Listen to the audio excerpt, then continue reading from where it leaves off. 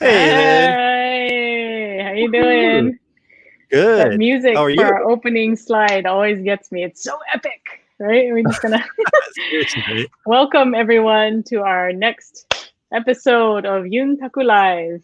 So thank you guys so much for joining us. I believe this is episode 23. 23. Yes, Yeah, 23.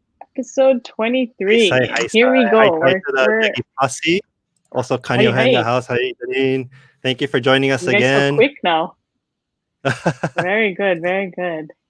Oh, but thank you again for joining us for our 23rd episode of Yuntaku Live by the Hawaii United Okinawa Association. We're excited to bring you live performances today. I know a lot of what we've been doing, we've been testing a lot of different platforms, and it's always fun to do live music. I think we've been doing a lot of videos lately, so this will be another, we're bringing it back to how we first started when we started this back in April. So Definitely. just remember to like and subscribe. Again, we are definitely on our way. We are over the 2,000 subscriber mark right now.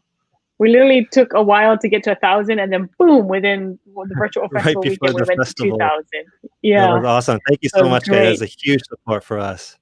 And Exactly. we're pumping out a lot of videos week after week. So if you do subscribe to, if you haven't done it already, you're gonna get that notification, especially when we schedule a live event too. So, and we're gonna be doing live music for next several episodes. So really looking forward to that.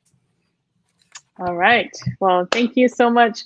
And just wanted to remember, please do remember to donate. We are still, part of the nonprofit. We did well during the Okinawan Festival, but we are always looking forward ahead, right, in terms of our planning for next year. And 2021 is still really unclear at this point.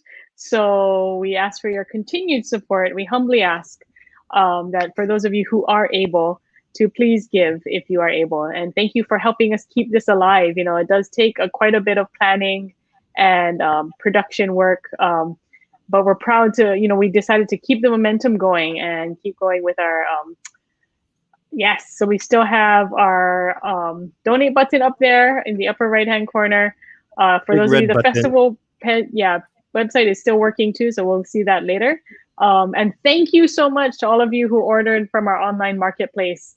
That was a great, great addition, and a lot of people who ordered in the second batch. You should be getting your orders very soon, I was told. So keep an eye out for that. So thank you again to our marketplace team, Courtney, and all the packers, people who put the orders in the mail for you. So thank you again to that whole team of people who are working so hard for us.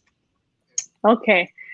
Yes, the store is still selling a few items, but I can't guarantee that everything is still there, but I do know that they're still selling stuff, and you can still purchase things through the online store.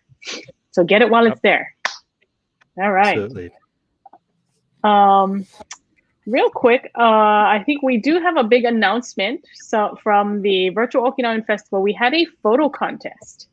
And today we're actually going to be announcing the photo contest winners from our 2020 Virtual Okinawan Festival. So for those of you who saw this year, we had to change it up a bit because we normally are at an event and we have all these beautiful photos of the performances and there's children, like families all over the place. But because we knew everyone was home, we changed the categories from, we have ohana, which is actually something we've always had, and we had another one called show us your food, and that one was really fun. I think a lot of people got really creative. We wanted to show people who were making food at home as well as got takeout, and we got a wonderful response from everyone. So thank you to everyone who submitted photos. It was really fun to kind of look through all of them and judge. But we also threw it out to the community because we thought it'd be a great way to engage with people and get your votes and get your thoughts on which photos you thought would be the best for our photo contest. So let's see, do we have the winners queued up? We do. Let's see. Let's see. Let's So we see. have the announcement. Amazing photos by the way. Let's see. The first one is this This one is is under the actually Ohana Kai. Yes. Ohana, and this is Sherry Miyashiro from Oahu. This is my favorite. This is amazing. There's another picture of her actually doing a kachashi too, which is amazing. But and the next one is we have Yay! Nikki Nami, Nikki. Ohana category from Oahu. Very good. Oh, this is priceless too, I think. This is. For many people, this is how they experienced the festival, right? It's on their TV at home, and the kids are in the front. Hopefully, grandma is watching too. And so we want to thank everyone for capturing these moments. But very good, Nikki. So cute. This is awesome. Oh. Next one is, so this is in the food category. We have Leslie Nagamine from Oahu and family. Yay! And this is called Andagi from Aloha Andagi. That's one of my favorite parts about watching. A lot of people posted about Okinawan Fest, watching the festival and posting what they're eating, right? And going and supporting different restaurants. Some just made their own Okinawan food. This is amazing. And then the next one we have from Lori Shinsato and Maui. Hey, Lori, congratulations. And it says we have Goya, Namastu, Andagi, Beni Imo, Busubi, Kandaba Jushi, and Shoyu Park, Underdog, Champuru. She said my auntie Lynette Shiroma made, Luau Stew, Udon Iricha, my auntie Lynette Shiroma made, and then taco rice, which my mom, Amy Shinsato, cooked everything else. That looks amazing. That must have been an amazing party there. Thank you so much. All right. Well, thank you so much for showing us your food and sharing your ohana with all of us. Each of our winners will be receiving a small gift package, I should say, that we'll be mailing to each of you. So congratulations again to Sherry Miyashiro, Nikki Nami, Leslie Nagamine, and Lori Shinsato. And mahalo to all of you who submitted photos for our 2020 Virtual Okinawan Festival Photo Contest. Thank you. Oh, and wow. This is the gift packet that they'll be each maybe receiving. We're not mailing that. Maybe we're not mailing that. Okay. Delivery. We'll figure out how to get it to you. Yes. But thank you again to everyone, and congratulations to our winners. And also these as well too. Some of the this year's Bondance towel and some gift cards as well too from Sunrise Restaurant and Rainbow Drive-In. So thank you very much to Sunrise and Rainbow Drive-In for donating these wonderful prizes. So thank you so much. And also HUOA masks. Of course. I've been wearing mine out, and I saw somebody else with it out, and I was like, wow, hey. You get one. But yeah, such great photos, and thank you again to everyone. It was pretty hard to choose. That's why I'm glad we kind of threw it out to the public too for their input. But these were definitely the clear winners when we had a poll. So thank you, everyone. Thank you. Okay. And Jacqueline, I see you that you're going to be missing the live program for the next 8 weeks. But again, yes, you can watch it on YouTube anytime on demand. You can watch it at 2:00 in the morning or wherever you are, wherever you have internet. So hope you have wherever you have internet and YouTube, you can watch. Yep. Yeah. Or Facebook for that matter. Yeah. Okay. So stay tuned. There'll be a lot of information that we're going to be updating to on our website. And we're going to hopefully continue to bring you more content, because we know 2020, it looks like we're going to have to be doing a combination of virtual events for the foreseeable future. So, okay. So, all right. I think we're ready to, we're going to introduce our first guest, John Itomura, Executive Director of Hawaii United Okinawa Association. Hey, John. Hi, Sai. Okay, how are you? I just wanted to give you guys a quick update. Hawaii Okinawa Center is still closed. Sorry. The COVID situation is still with us. I think today we were under 100 at about 87 cases. Hopefully that continues and we get into tier 2 and whatnot. But right now, Okinawa Center is still closed. And hopefully we'll be able to change that in the near future. But stay tuned. As Lynn was mentioning, the marketplace. We're going to have Purple Friday. Okay, so Purple Friday means that we're gonna have new items on there. You know how Lynn was saying there's not much left of our t-shirts and whatnot, but Purple Friday comes, you guys better jump on the marketplace because there's gonna be new masks and all different themes, especially Okinawa theme mask. So it may be gone by Monday, So but wait, so when Purple Friday, is that this Purple coming Friday or no? Purple This is Friday is October 30th because why? It is okay. Uchinan Chuno Hi. And back in 2016, and we have a program coming up at that time too. I can't remember if Lynn talked about that, but we're going to be having a Yeah. virtual program coming up on the 29th, and only because 29th here in Hawaii, but in Okinawa it's the 30th and Uchinan Chinoi, and we like to coordinate our celebration with Okinawa. But Purple Friday is our Friday, and it is Uchinan Chunohi. So how perfect that we'll be having new products on our marketplace. So stay tuned or jump in because you don't want to Oh miss it. yeah, I guess we better set a time too, maybe, so that people know what. So because 12:01 Janine gonna a.m. buy No, everything.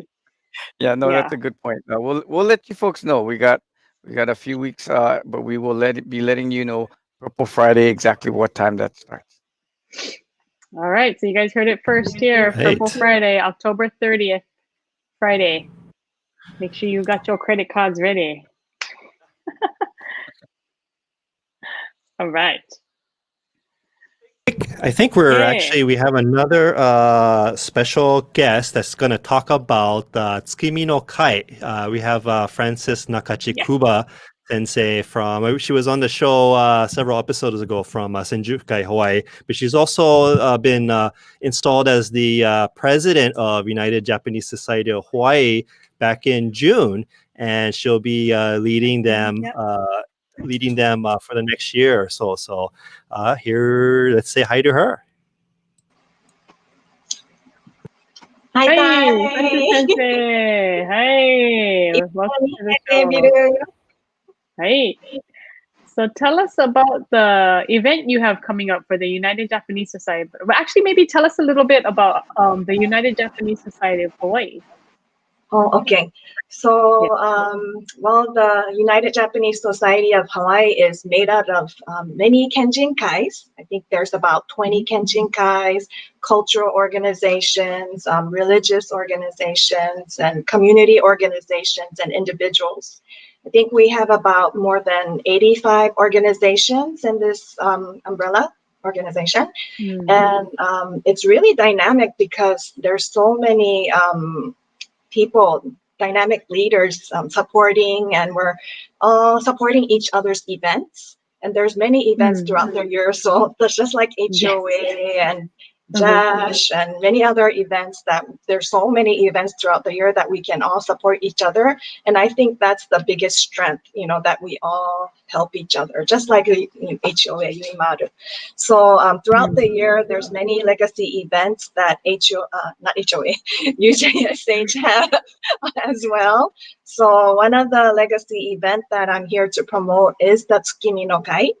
So other than the Tsukimi no Kai, there's many others, like celebrating King Kalakawa's birthday celebration, because he's known to be the father of Japanese immigrations. Without him, a lot of Japanese people weren't here, just like Toyama Kyuzo for Okinawa immigrations. And also we celebrate the Nenchosha, the people who had celebrated 80 years old. Yeah, and also we also celebrate or honor the outstanding Kenjinkai members.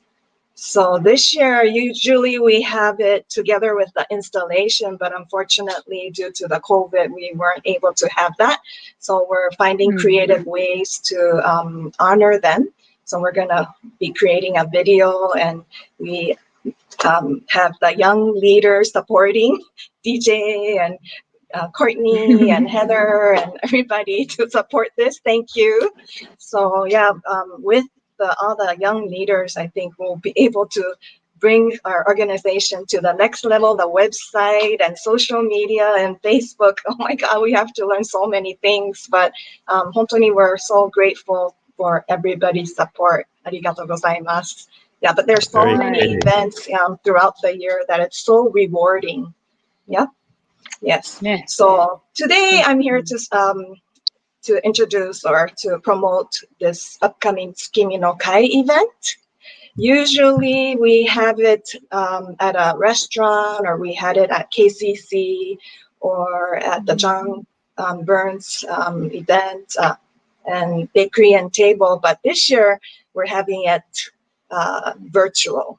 So DJ, thank you for supporting this as well behind the scenes. No, my pleasure. My pleasure. It's been a lot of fun, and so much work has been put into video editing and putting the program together. It's how exciting because this is one of my favorite events every year too. So to see this come live and to be able to share with people all over the world is wonderful. Absolutely wonderful.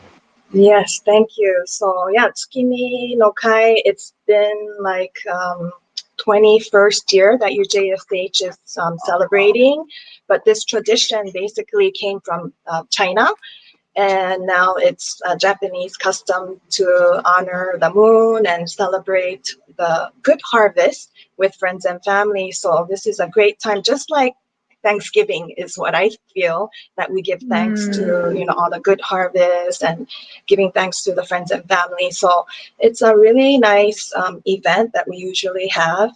But this year, since it's YouTube Live, we're reaching out globally. We have many guests, not just local, but so maybe I'll talk about the program, if it's okay.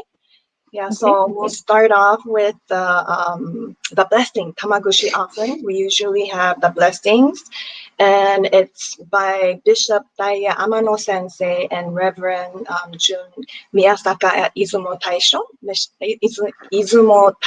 Kyo Mission of Hawaii. So he will be blessing actually the camera as well, so you'll be blessed from the camera. So we can do this, and get blessed. Okay, got it. Yeah, that will start. And then, of course, we always have haiku contests. So people had submitted haiku, and so you'll have haiku lessons by Kaoru Nakamura Sensei. Yeah, so she'll be giving us some short lessons, and also koto performances by Darren Miyashiro Senseis and their academy, the Koto Academy. And not just local, we also have the grand champion, karaoke grand champion, Aulani Silva, Elvis and Willie Mamura. So she'll be singing Doyo, the children's song, as well. And we have Bon dance. So Iwakuni Odori Aiko Kai will showcase, will go over the Bon dance, but also Kachashi. So you have to wear your happy and dance with us as well. Yes. So how do we find this on YouTube? We just look for Tsukimi no Kai? Yes. Yes. So DJ, you're gonna mention about the links and everything, right? Later on. Yeah. In fact, I can. So I mean, real quick, it's going to be just like how you're watching Yuntaku Live. But if you go to Facebook and look for United Japanese Society of Hawaii, and go to their page, they have the event set up. And you can also look for United Japanese Society of Hawaii on YouTube. So it's actually going to be a live stream on YouTube this week, Thursday at 7 p.m. And same thing, if you could subscribe on their page, it'd be a huge support as well too. But they'll be streaming live at 7 p.m. And same thing, if you're not able to make it that day and time, then you can watch it on demand anytime after the broadcast is ended. So, yeah. Yes, yes. Thank you. Please don't forget just a little bit more. And then, of course, because we have a support from the Council General of Japan, we were able to contact Subaru. We'll be able to see the moon from the Subaru telescope as well. So that'll be very nice. Yeah. And also short clips from NHK talking about Tsukimi no Kai event. And we have guest entertainers from Brazil as well. Very famous illusionist Mario Kamiya and the family. It's like 3 generations. illusionists, and also singers, Brazilian karaoke singers Alejandre Kawase and Terio Uehara. And to Japan, we have Anju Madoka Sensei singing doyo music as well. Let's see. Oh, okay. We have a short lessons on how to make tsukimi dango by Shira Tamura, Sherry Sensei's daughter. So this year, the chair is Sherry Tamura Sensei. She's doing a fantastic job. Arigatou gozaimasu, Sherry Sensei. And we have, arigatou gozaimasu. And then lastly, we'll have, let's see. Oh, dessert. I'm going to introduce awamori, how to eat awamori dessert. So I'll be making haopia awamori as well. So oh wow, that's a lot of stuff all into one event. So yes. so just wanted to remind everyone, it is on YouTube Live this Thursday, October 1st at 7 p.m. Hawaii time. So yes, it is Hawaii time. So depending on where you are in the world, hopefully you can also join in. But just like DJ said, if that time slot doesn't work for you, you can always come back and watch the show on your own time. So again, that's this Thursday, 7 p.m. Tsukimi no Kai, which is also translated to a moon viewing party or moon viewing. I can't even say it, moon viewing ceremony, and it's hosted by the United Japanese Society of Hawaii. Thank you again, Francis Sensei, and we're so excited for you. Good to see you again. Arigatou gozaimasu. Thank you. Thank you. Hey. Okay. Well, thank you. I'm glad we got to feature one of our, so the Hawaii United Okinawa Association is actually, my camera is going in and out, but we are one of the organizations. You know how she said there's like 85 different organizations. So the HUOA is actually one of the member organizations of UJSH. And then we have our, we are an umbrella club of also 50 or so member clubs. So a lot of different organizations, but it is, like she said, it's really great that we are able to help each other and promote each other's events. So just another plug for other, our wider Japanese community here in Hawaii and how we can be a part of that. And everybody's learning from everybody regarding all this virtual activities and events. I know. Pretty cool. DJ, you in high demand. DJ Productions. Okay. Yeah, we should, for real. Okay, let's see. I know we have a special guest today. Today we have Derek Asato, and he's got a great story for us. And for many of you who have seen our Ichigo Ichi class at HUOA, you'll probably recognize him. So, okay, so let's see. John, you want to also bring him up with another? I know that he's also a HOP tenant. So HOP is the Hawaii Okinawa Plaza. And we just want to mention that thanks to Derek Asato, he was one of our first tenants that signed up to be at the Hawaii Okinawa Plaza with his acupuncture practice. So we want to also thank him for that. That's a huge, part of the support that he does. And he's been a great part of the family, of tenants that we have at the Hawaii Okinawa Plaza across the street. So you spoiled the surprise. We're gonna slip that in. I'm so sorry. No, I'm so sorry. No, not at all. But I know he's just ready to talk all about his practice as well. He's right across the street. I know a lot of members, HUA members, are going there. Even our very own Karen Takara ran over there this afternoon, or was it yesterday? And so he'll talk all about that. Okay, so let's bring on Derek. Is he ready? Hey, hello, Derek. How are you? I'm good. Doing good. Oh, very good. First of all, thank you for joining us on the show. Yeah. Oh, thank you for having me. It's great, but right before we start, you have a special shirt on, and you have a great background behind you. Maybe you want to just. So behind me, is the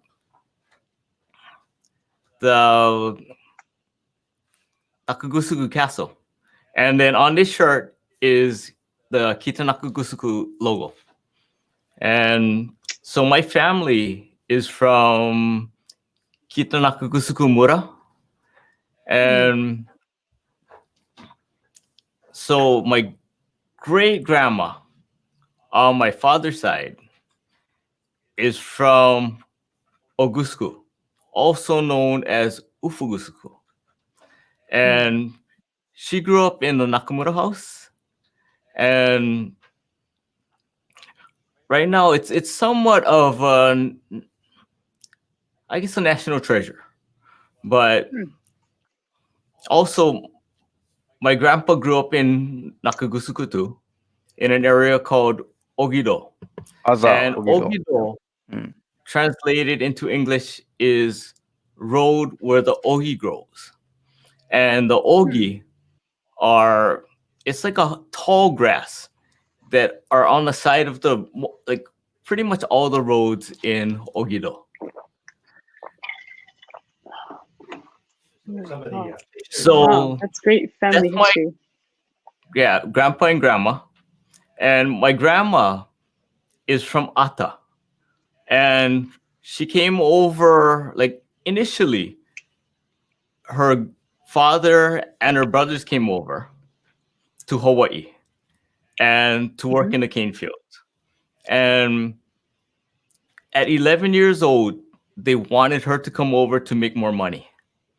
And her older sisters were married, so she was the only one who could come over. And she ended up coming from Okinawa to Yokohama to Hawaii all by herself. I mean, that's pretty amazing. Wow. And at 11 years old, I mean, most people would be really scared to come over at that age, but she was able to make it over. And she worked in the cane fields from 12 years old because she really, she wanted to get educated. But her dad really wanted to have her work. Her uncle wanted to have her go to school, but her father insisted that he work. So she worked from a very, very young age. I really give her credit. She really worked hard. She struggled. My grandpa came from Ogido, and he came with his brothers. And they both met in Mountain View on the Big Island and worked in the cane fields. So the picture you see right now is at Spalding House. He worked for the cooks. And he also worked for the cook's daughter, the Spaldings. So that's when they moved over to Oahu. Yes, correct. Yeah. So, and he was really talented. He was never trained, and he did like ikebana. And in a book with a lot of the Spalding cook bases, he did all the arrangements. So just somewhat naturally talented. So who's all in this picture here? So that is my grandpa on the right, my grandma Suroyo on the left, and my auntie Alice, my auntie Mary, my uncle Eddie, my uncle Herbert, and the baby right there is my uncle George. Yeah. So, yeah. Now. Wow, lots of family history. Thank you. Yeah, yeah. Wow. And that's mostly my grandma's family. So that's my grandma with her brothers and her dad, and my auntie Mary, my auntie Alice, and my uncle Herbert. So that's the Oshiro side of the family. And they came from Ata. And so this is all Nakagusuku side. Nakagusuku, yeah, Kita so everything, Nakagusuku. the whole family is from Kita Nakagusuku. But Kitanakugusuku and Nakagusuku were run one region until 1946, when the U.S. came in, and because Nakagusuku was too large a district, they split them in half. So you have Nakagusuku and Kitanakugusuku. But at the time that they left, it was all one region. Oh, that's interesting. I didn't know that, actually. I always thought they were always separate. I heard that there's also a Minami Nakagusuku area, Yeah, so which would just be southern Nakagusuku. So you got Kita and Minami, yeah? Mhm. I know there are some Yeah. people running around. What happened to Minami?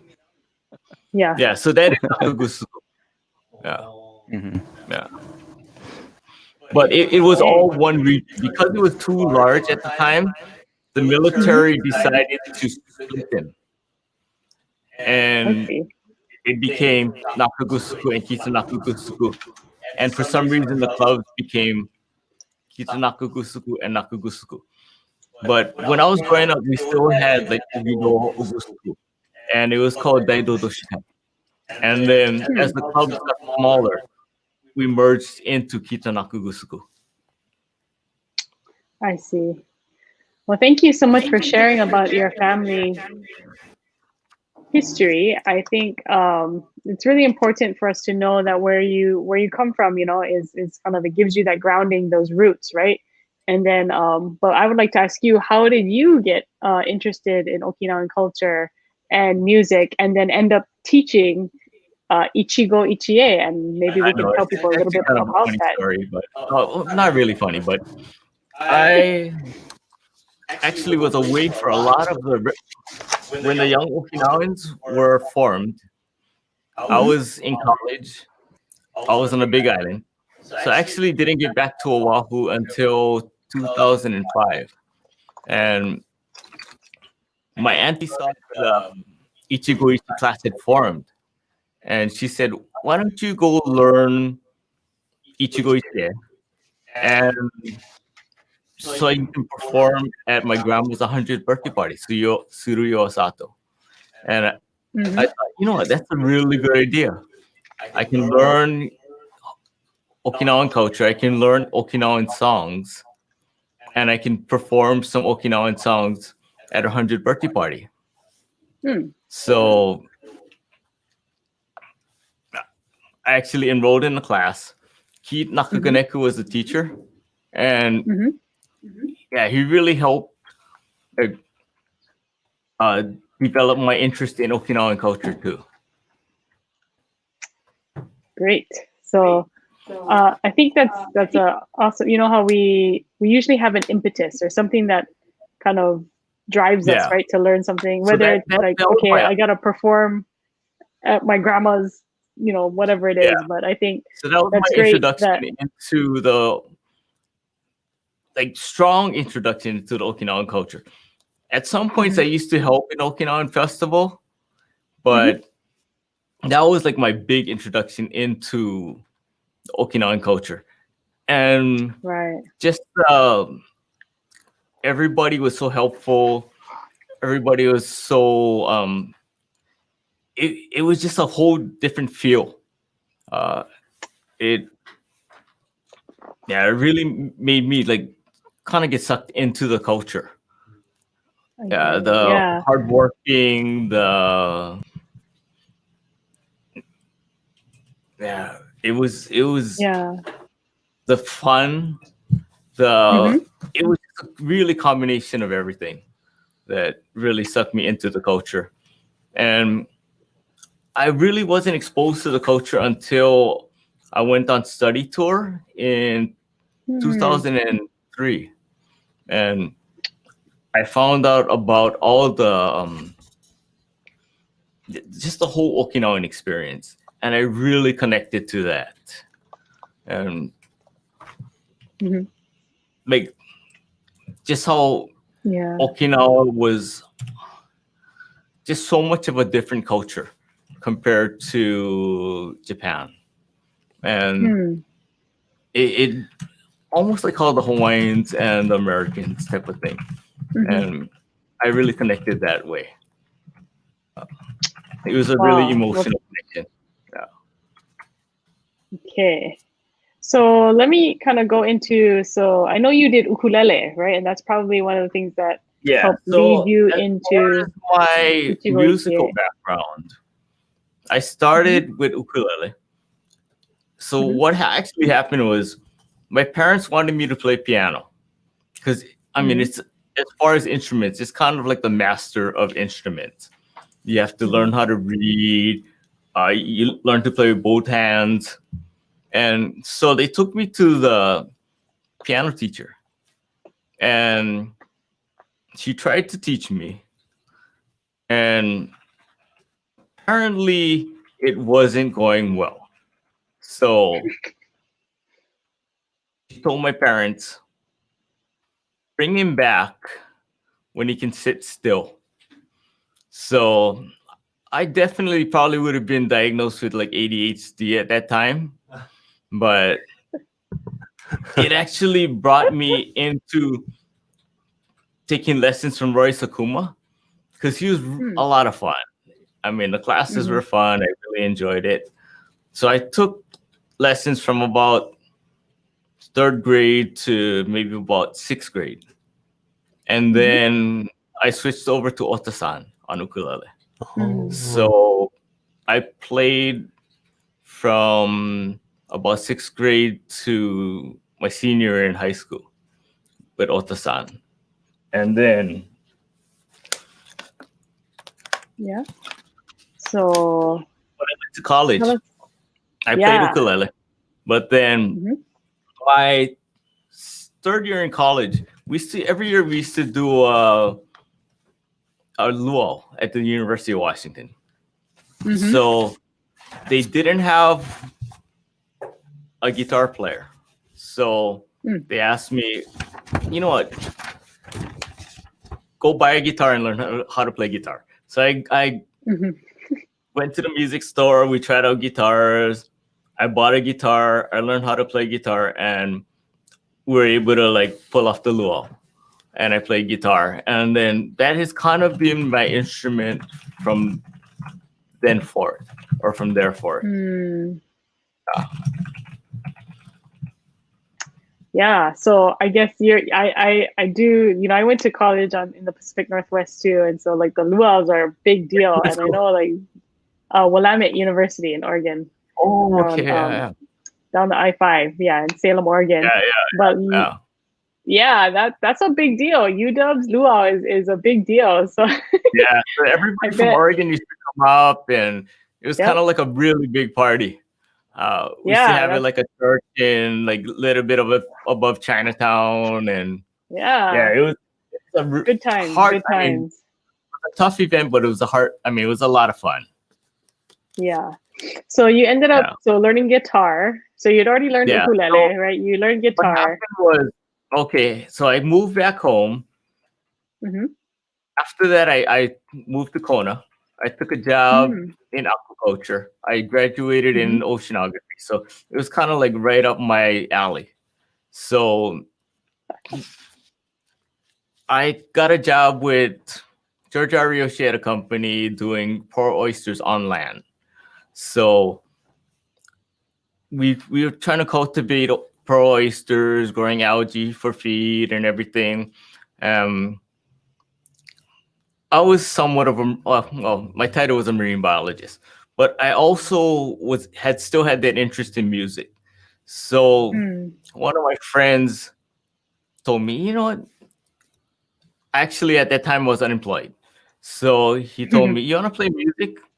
So we got together, practiced, and we did like our first gig was like a 6-hour gig for Pepsi at a Waikoloa convention from 6 o'clock in the morning to 12 noon. And somehow we pulled it off. We probably played like every song, maybe like 3 times or so. But I mean, that's how I got into playing music over there. And once that happened, I still worked as a marine biologist, but I worked like 3 to 5 days a week down the Kohala Coast as a musician. And it was a fun time. Nice. Yeah. Okay. So I guess I know you need a little bit of time to set up, but I think the first song you're gonna play with us ukulele song? Ukulele. Yeah. Okay. So Very nice. we can have John set the song up. Okay, we're going to take you offline for a little bit as you get ready. Yeah.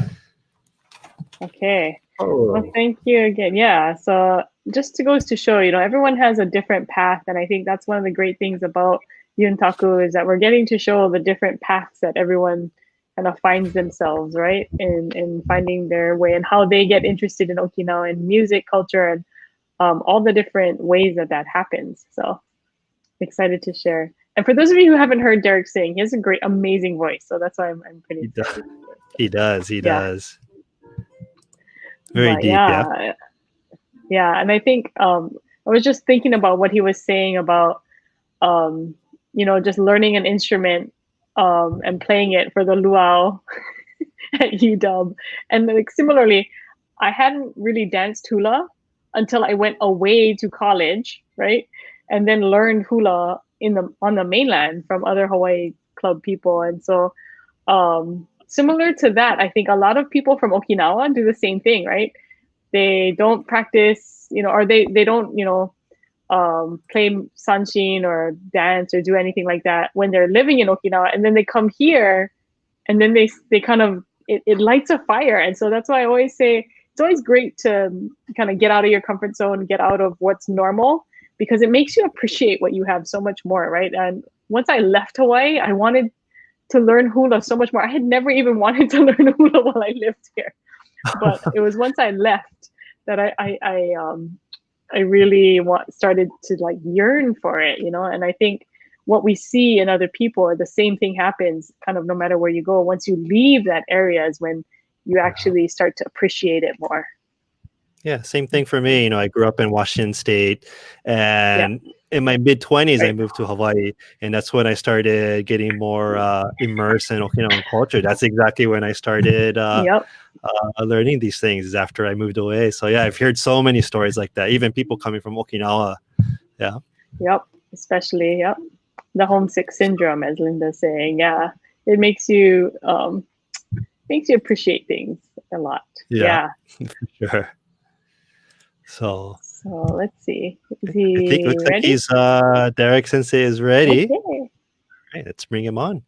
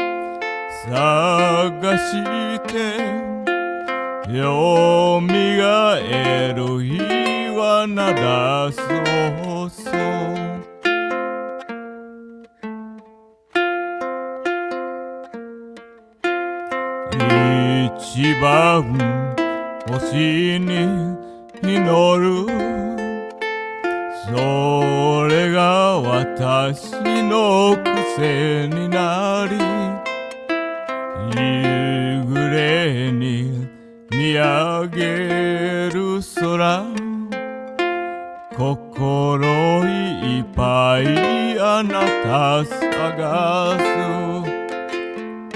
悲しみにも喜びにも思うあの笑顔あなたの足元から私が見えたらきっといつか会えると信じてゆく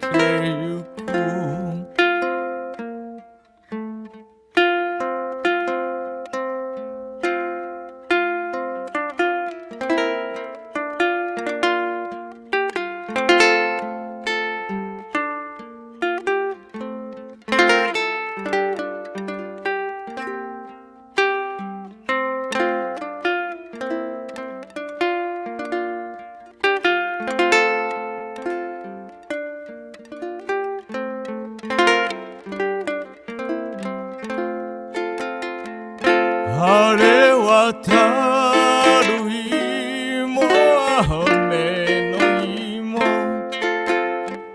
浮かぶあの笑顔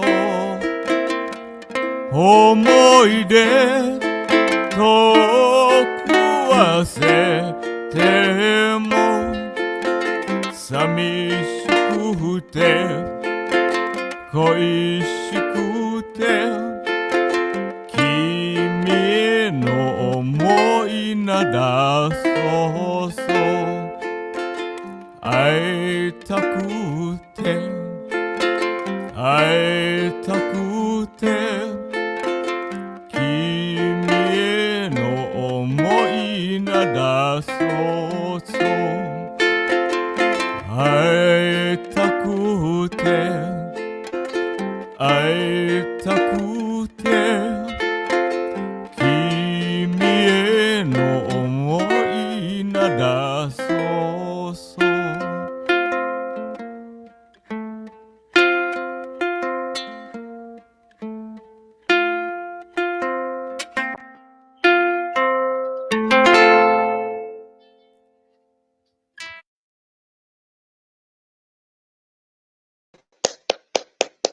I think that no, I can't help. I was wondering if everyone could hear me humming along, but oh, nice, very good, very good. Well, thank you, Derek.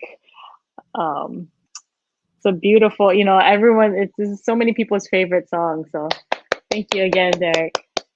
Hey, Derek Sensei.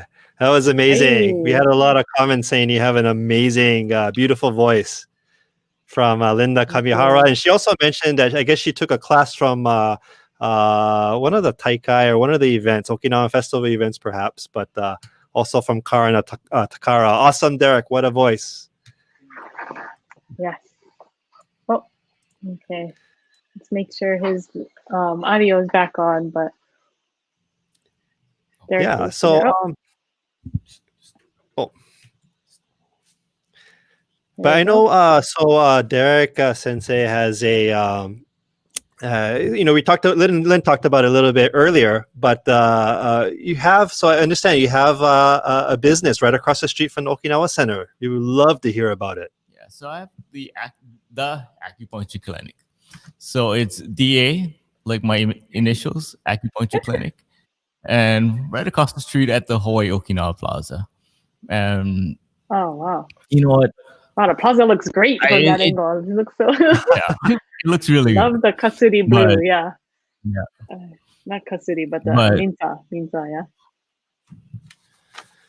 Yeah. So initially, I was looking for a location to set up, and nothing really seemed to work. And then when I knew they were building the Okinawa Plaza, and it was almost done, my dad told me, why don't you set up at the HUOA Okinawa Plaza? Because, well, Uchinanchu, they always take care of themselves. I mean, they take care of Uchinanchu. Each other. And I thought, that's a perfect location. There's very few acupuncturists around this area. I mean, right now there's me and my constituents, and I thought, you know what, I could really help the Okinawans, the Uchinanchu, and like my students. A lot of people are getting old, pains, all kinds of different conditions, and I thought, you know what, this would be like the perfect location for me, and so we kind of work with the realtors and everything, and my construction, my engineers, my architects, and it was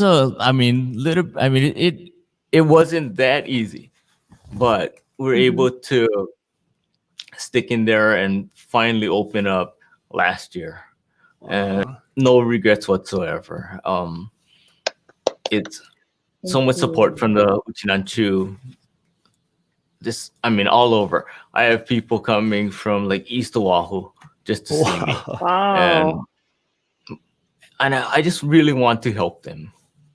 It's and like any kind of pain conditions, I treat just about, you name it, digestive conditions, even stuff like Parkinson's is not easy. Vertigo, tinnitus. It's, to me, from coming from a scientific background or like as a marine biologist, it's there's so much to learn. There's so much to figure out. It's really, really interesting for me, and I love doing it. I love helping people, and like, yeah, it's right up my alley. I love doing so glad. Yeah. I laughed Linda at here you, saying, Linda. she's one of the viewers, Linda Kamihara, say, "Eek, needles," but I might give Derek a shot. The needles are so tiny, but Oh, that's funny. it's not painless. I can do painless, but sometimes you don't feel the insert like how you do with a hypodermic needle. When you feel it going in, you actually don't feel it until you actually hit the point. And you can actually do acupuncture without hitting, like going all the way into the point. For me, it's more effective if you actually feel it. But if people are very sensitive, I can do things so that they don't feel that much. Okay. So I understand that you were, No, go. educated. Where did you learn to do acupuncture? So it's kind of funny because I was on a big island as a marine biologist, and I just wanted to come home just to be close to the family. I had my grandma, and both sides were aging. I had like aunties and uncles who were aging, and I just wanted to come home and just to spend time with them. So I came back from the big island, but I didn't really know what I was gonna do, and I thought, okay, I can go back into either fisheries, oceanography, marine biology, but we hit that recession. So I see. I did like a renovation on the place I was in, and after that, I was kind of looking for a job. I was lucky. I kind of made some money in real estate, so I was able to like kind of get through this recession. And I was just kind of looking for a direction. And my dad said, "Why don't you look at acupuncture?"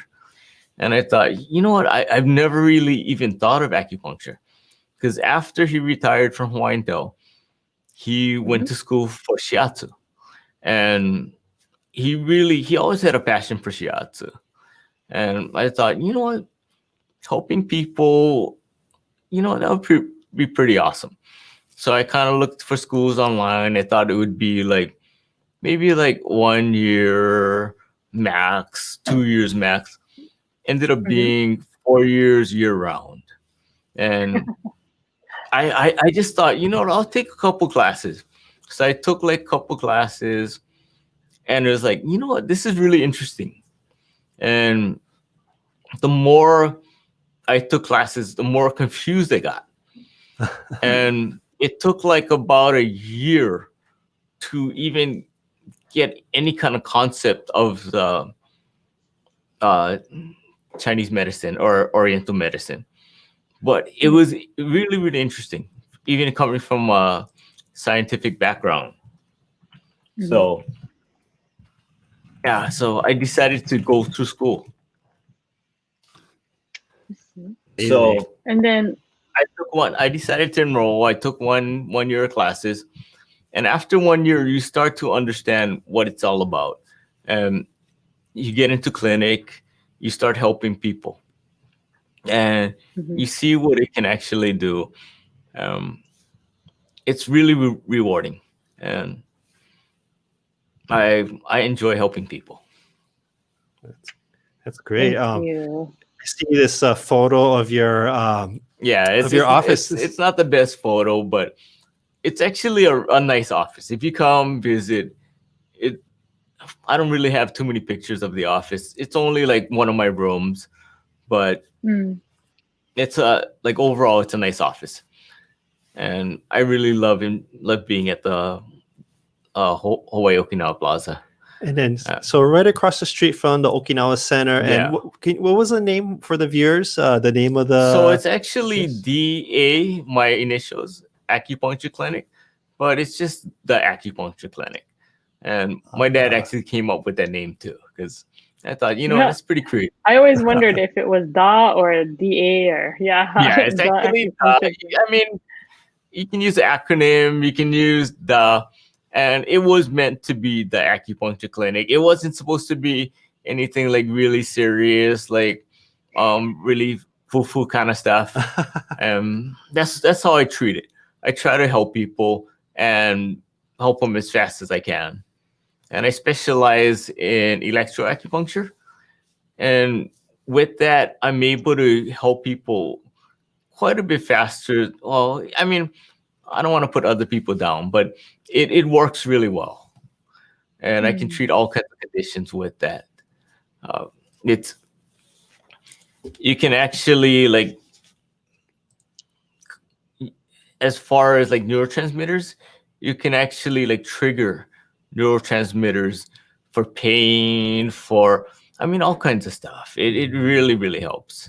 I can do stuff much faster than without it. The only drawback is some people have like a pacemaker and stuff. I can't use it. It's still effective. I can still do other things, but then that is kind of my specialty, electroacupuncture. Now, I know these photos don't show you, but I was told that you have like this amazing collection of guitars in your office. Yeah, we don't really want to say that, but yeah, I do. It's just storage. It's storage, and I go to this NAMM show every year. It's the National Association of Music Merchants, and I just end up bringing back a lot of instruments, even for the class. So I ended up actually teaching ukulele too to my Ichigo Ichi students, and it's. I brought back instruments for them, and in fact, I actually brought one back for John. You did. But did you play it? I do. I just gotta okay, start awesome. coming to class though. Yeah. You gotta make it to class, but yeah, they have like really nice instruments. It's like people from around the world. It's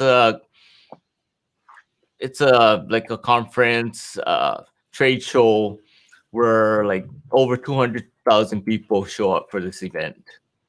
Well, now that we revealed your secret and your love for, all instruments, but including an array of guitars, we want to hear your guitar playing. Yeah, so I really wasn't sure what I was gonna play today, but we're gonna do a song written by Helen D. Shea Beamer for the Francis E. Brown estate. And I used to live in Kona, so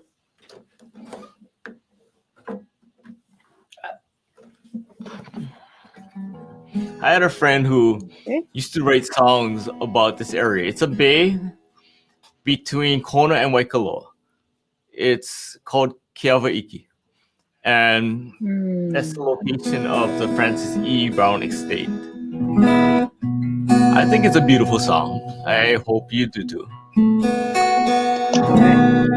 Ke ala me kono loa mai ke awaiki he kipa he nanea ho'olau kanaka he paina ho'i me iakini ke ki aloha na Hawaii he puna hele hoi oe na mako he nani a he olu iai ia home i kai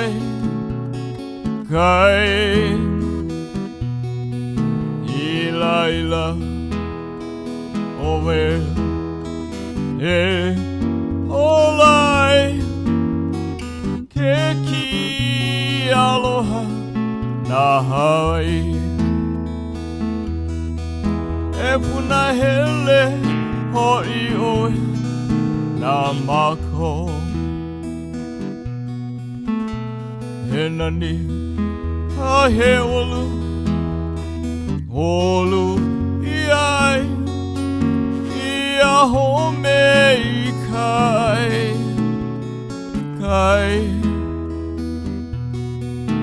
i laila oe me olai ke ki aloha na Hawaii e puna hele hoi oe na mako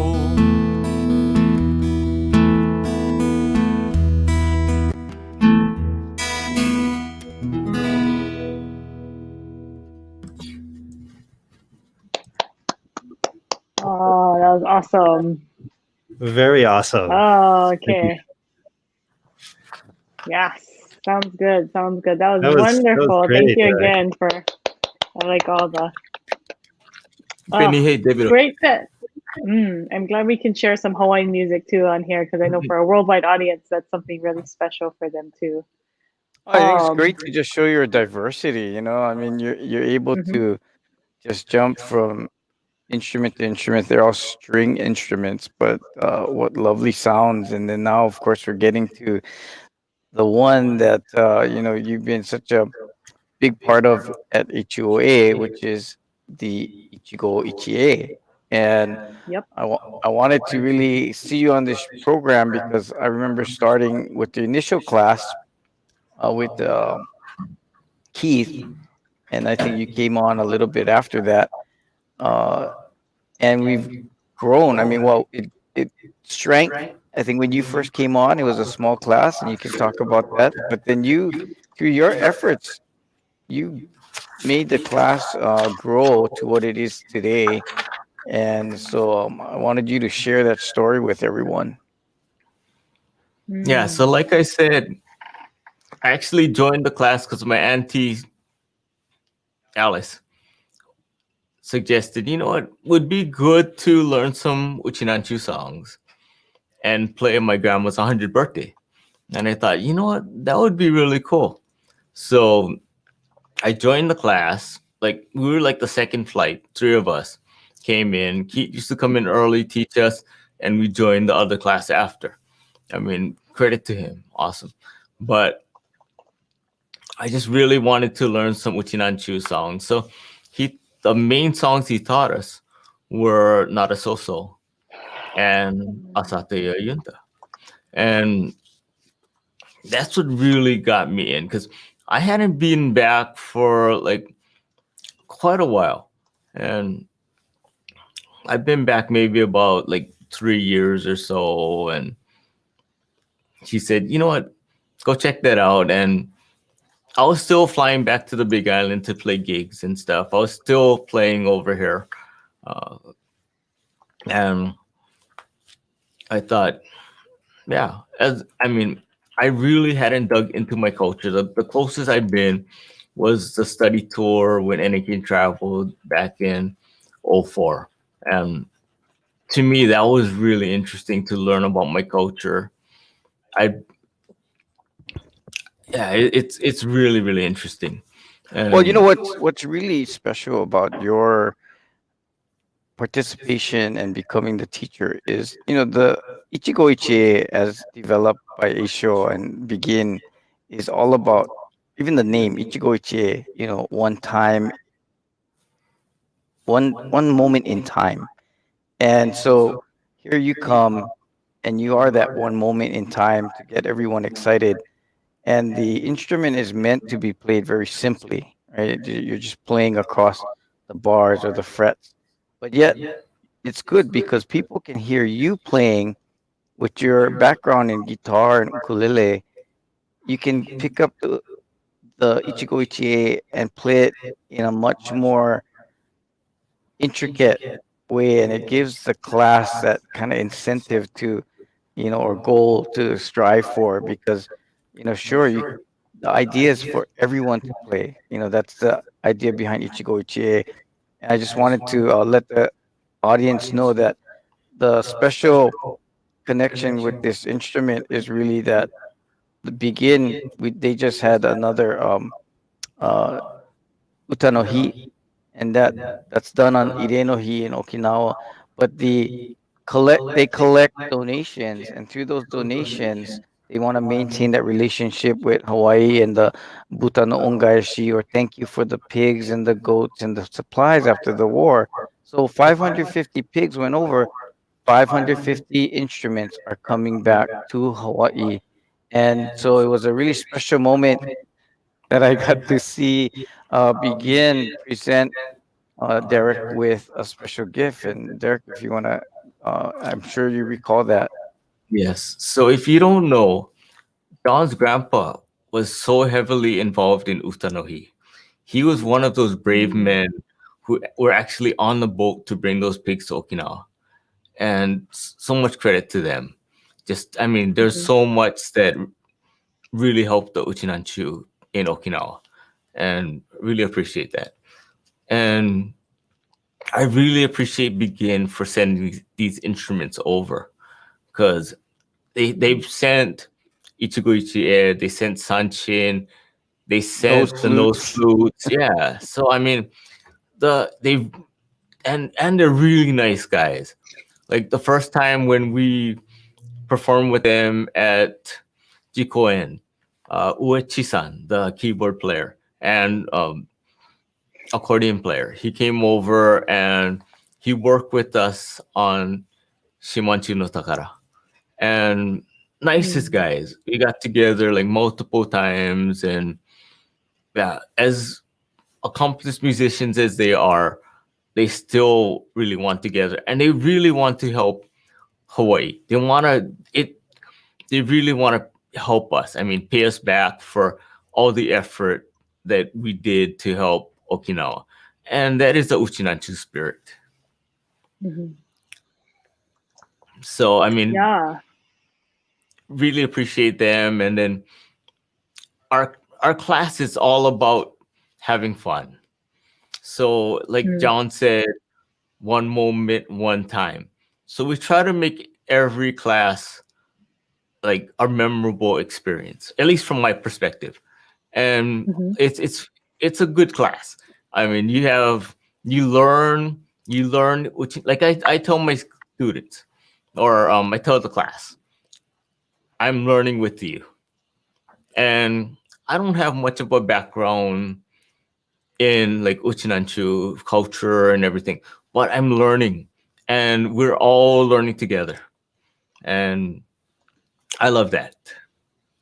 So Yeah. it's a really fun experience. It really has like brought me into the culture.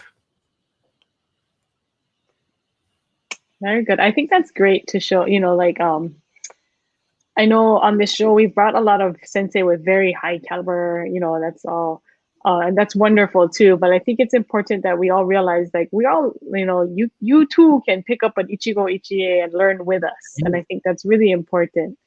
And that people realize it's a fair. I don't want to say easy because I haven't actually done it myself, so I can't say. But it seems like a fairly approachable instrument, right? And that you can pick it up and you don't have to worry about. You can just kind of play with it for a bit and see where it takes you. So I'm glad to see that you're saying, like you said, you're learning along with them. So don't be afraid, right, to come. Yeah, so it was made to be. Ichigo Ichi has two meanings. So first one is the tuning 1515, but it's also the spirit of just getting together, getting people together to enjoy music, to appreciate music. So it's just a fun experience learning songs, and that's how I approach it. Well, awesome. I'm super excited that we're going to get to hear you play today. Yes. We're going to make sure, though, that we get to get a perspective of not only from Derek, but from one of his longtime students. And this student we're very familiar with. He's a very familiar face. So when we come back from a short break to set up, I think you folks will be very surprised and to see this very familiar face who's been learning Ichigo Ichi for quite a while now. Thank you. Okay, so we'll let them set up for a little bit. We're bringing Pat on. Okay, so sorry, I said it. Oh well, but I wanted to mention, the story they were talking about. We say the pigs from the sea, and that it really is kind of the HUOA origin story and how we became the Hawaii United Okinawa Association. The clubs actually individually all existed prior to HUOA. Because they were around as when the first Issei came, they immediately made clubs together. But what really brought this together as a united Okinawa association was the fact that we needed to come together after the war to figure out a coordinated effort to help Okinawa. Everyone wanted to help, and I'm sure that's kind of like now, right? Like everyone wants to help. And we have so many different efforts and everyone wants to chime in, but we have to figure out a coordinated ways to make sure that it's kind of effective. And I brought my little pig. I don't know if for you guys, you can see. That's awesome. Can you hear it? This was part of the, when we did our Legacy Awards last year, the team of people that we brought over that did the Hawaii Okinawa Plaza were from the Okinawa Hawaii Kyokai. And they brought us these gifts of these Nachibu pigs as a, just a token of their appreciation for all the work that, both Hawaii and Okinawa side have been doing to make sure that we don't forget this story, because it really touches the core of Yuimaru and the spirit that we have as an Uchinanchu community, that we would help each other especially in times of dire need like that. So thank you. My goodness. Aloha Uchinanchu piggy, yeah. I like yours. I got a black one, but yours is way more decorative and mine has an outfit too. I don't know if you can see it. I know, it's amazing. I'm jealous. You can buy these on Kokusai Dori, but mine has an outfit. The Hawaii outfit is special. Yeah, I love it. Well, I believe Derek and our very special guest is here. So let's see. Say hi to them. Hi, say. Hey, Patrick. So for those of you who don't know, Patrick Miyashiro is our HUOA president-elect. And also, he has so many names. Andagi man, and now Ichigo Ichi student. So tell us a little bit about the song you're going to play for us. Or maybe Patrick, actually tell us a little bit about being a student of Derek and how that's going. Being a student of Derek is awesome. He's a very good teacher. He's so low-key that we always have fun in class. And that meaning Ichigo Ichi, enjoy the moment, is his prime motivation of having a good class. So, and to today, well, okay, how I came to be, I happened to walk into the Okinawa Center yesterday afternoon, and I saw Derek. I said, "Hey, Derek, how you doing?" He said, "Oh, you're the guy I want to see. You can come tomorrow night." I said, "What for?" I said, "Oh, we're going to have Yuntaku live." I said, "Oh, Uchinanchu spirit.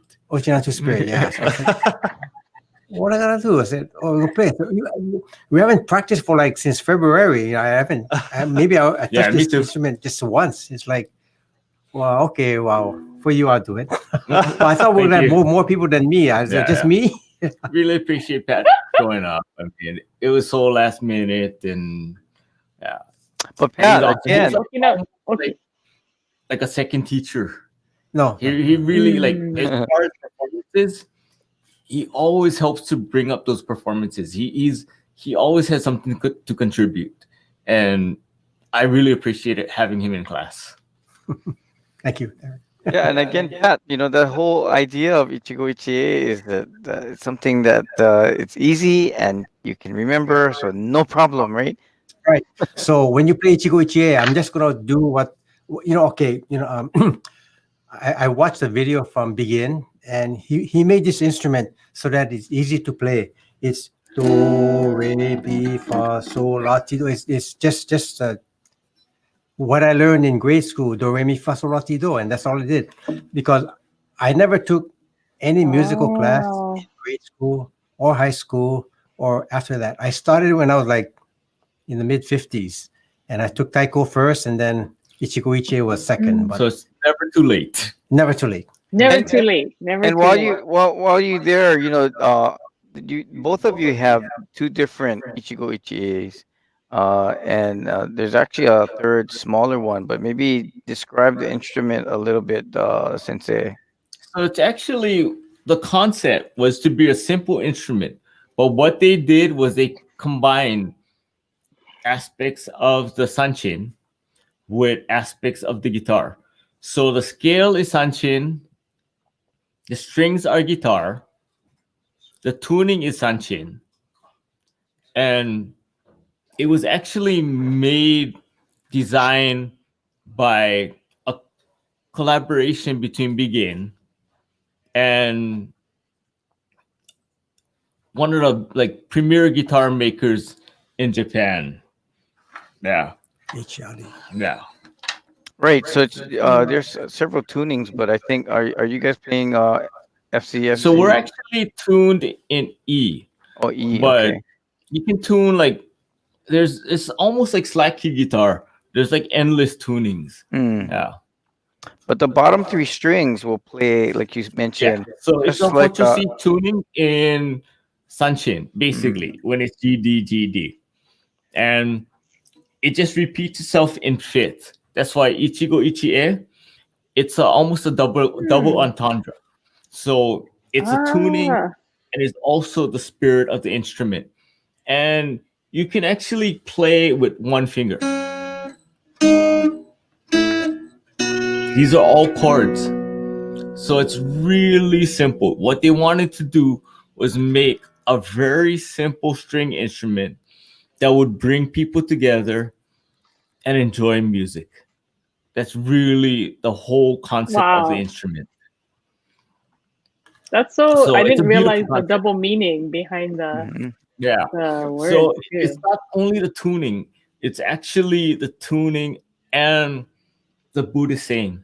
Mhm. Mm. Once that moment is gone, it's gone. So make the most of that one moment. Mm. So tonight, Pat is gonna Wow. make the most of this Yeah. moment. So This we're gonna last minute do moment. a begin song by the guitar player. It's called Umi no Koi. It's Song of the Sea, but it's about a meeting and never being able to get that particular woman. And very soulful song. And I first heard it after Taikai 2016, when they kind of introduced this song. To me, it's a beautiful song. And it's called Umi no Koi. And we're going to do it for you right now.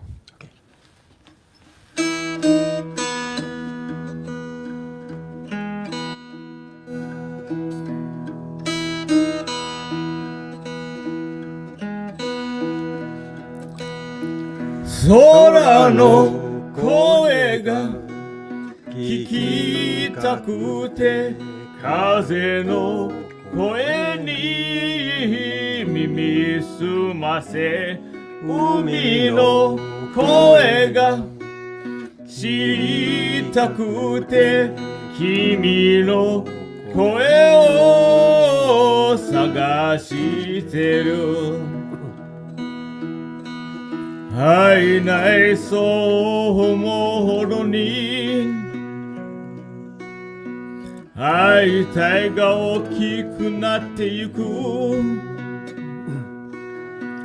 川のつぶやき山のささやき君の声のように感じるんだ目を閉じれば聞こえてくる君のコロコした笑い声声に出せば届きそうで今日も歌ってる君の絹のせて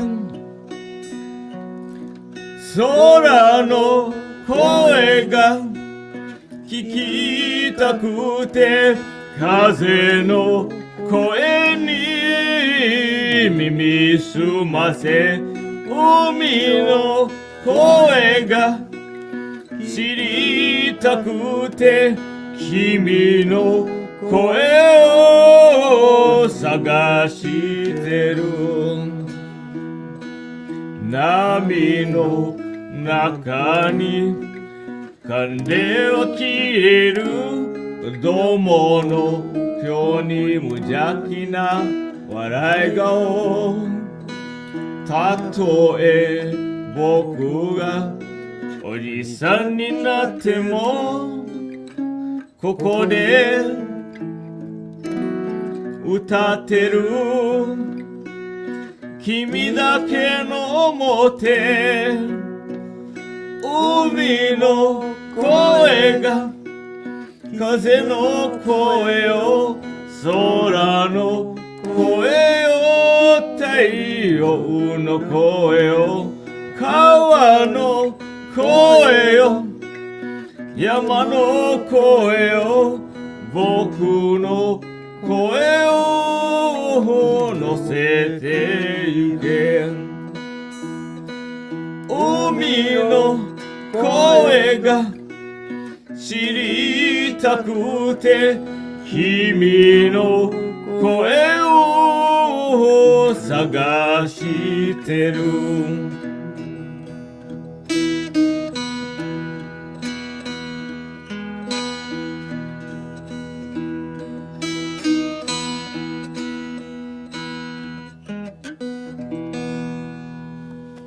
Thanks, Matt, for joining us. Thank you. Thank you, everybody. All right, that was awesome.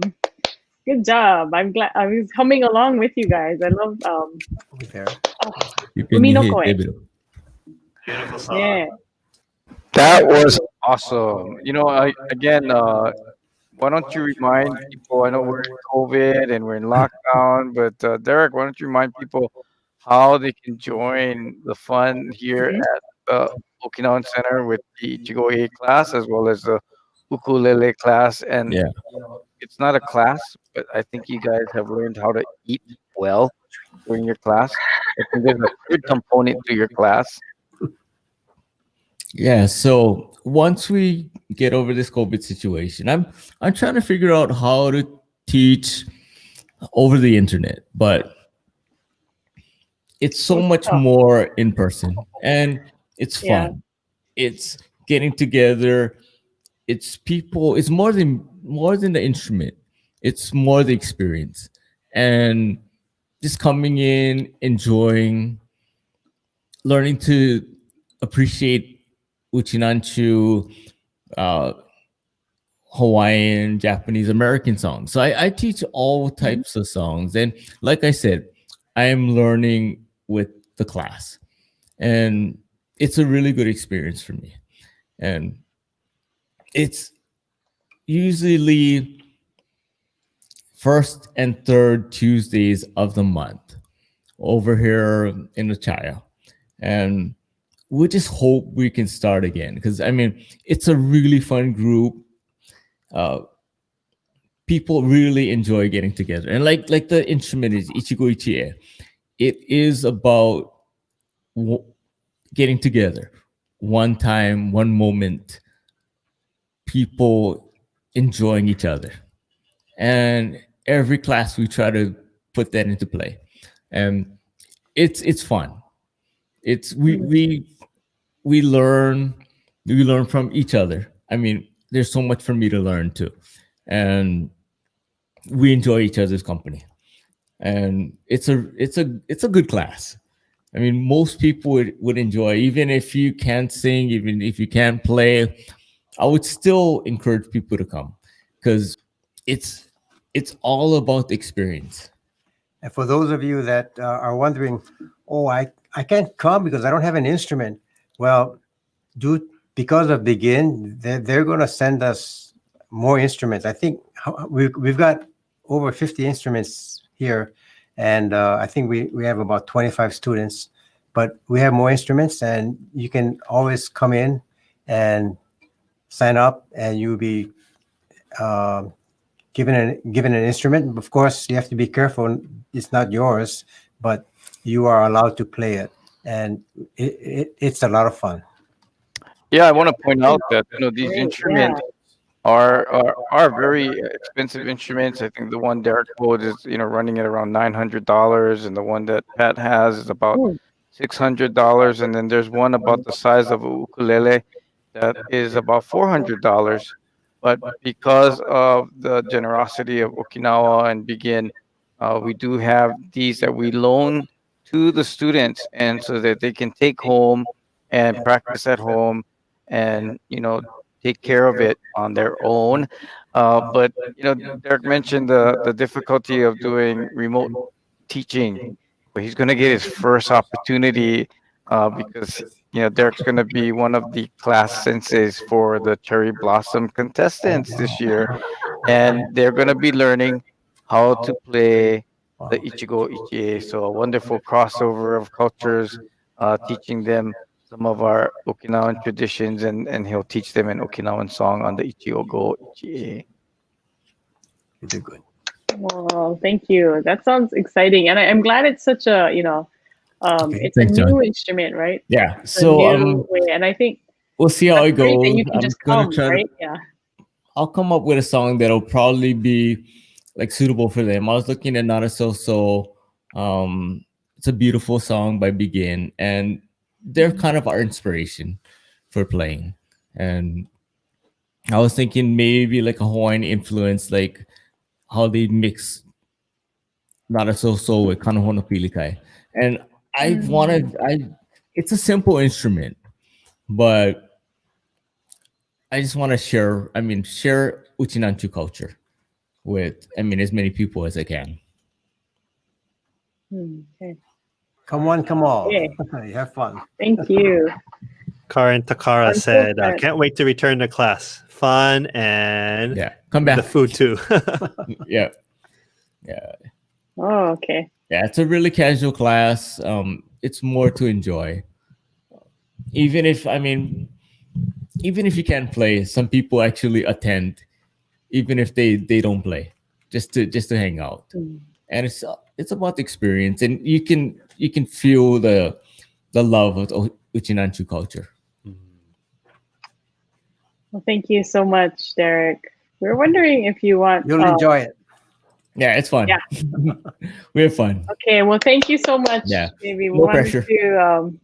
Yeah, no pressure. I like that about this class. No pressure. It's about the community and the music and bringing people together. Ichigo Ichie. More. Thank you so much, Derek. Okay. So we just want to say Thank you, one thank more you. time, Ipe Nihei Debiru, and thank you for joining us and giving us a little glimpse of the classes that you can take at the HUOA Okinawa Center. Yes, You don't even need an instrument. You can show up without an instrument, and they'll that's help right. you provide you with It's great. Okay. Thank you. Okay, so good night. And mahalo Thank you, Derek again to Sensei. all Thank of you, our Pat. viewers. And Yeah. thank you very much to all the Ipeni viewers. Hidebiru. Again, Thank BA you. Acupuncture 2, right across the Yeah, street yeah. from, Right across the street. from the Okinawan Center. Yeah. Come in. It's Come not check 'em that out. sore. Don't be afraid of needles. Aloha, guys. Okay. I'm here to help I'm you. afraid of the needles. Bye.